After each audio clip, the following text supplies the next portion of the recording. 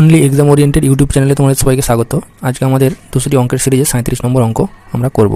চলো অঙ্কটা পড়ে নেওয়া যাক। অঙ্কটাতে বলছে 4টি সংখ্যার মধ্যে প্রথম তিনটির গড় 15 এবং শেষ তিনটির গড় 16।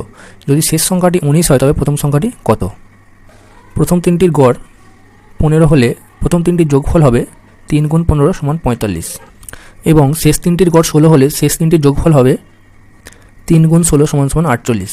এবার এই দুটোকে আমরা যদি বিয়োগ করি আমরা পাচ্ছি কত? 3। আমরা এখানে দেখতে পেলাম যে প্রথম তিনটির যোগফল শেষ তিনটির যোগফলের থেকে 3 কম, তাই আমরা প্রথম সংখ্যা বের করতে গেলে শেষ সংখ্যা থেকে 3 বিয়োগ করব। 19 - 3 = 16, এটাই আমাদের অ্যান্সার। চলো দেখে নেওয়া যাক এরকম আরও একটি অঙ্ক। এই অঙ্কটি সেম, এখানে একটু প্রথমে আমরা অঙ্কটি পড়ে নেব। অঙ্কটিতে বলছে 4টি সংখ্যার প্রথম তিনটির গড় 16 এবং শেষ তিনটির গড় 15। যদি শেষ সংখ্যাটি 20 হয় তাহলে প্রথম সংখ্যাটি কত? আমরা তাহলে একই নিয়মে করব। প্রথমে 16 × 3 = 48 এবং 15 × 3 = 45। দুটো করে বিয়োগ করে পেলাম আমরা 3।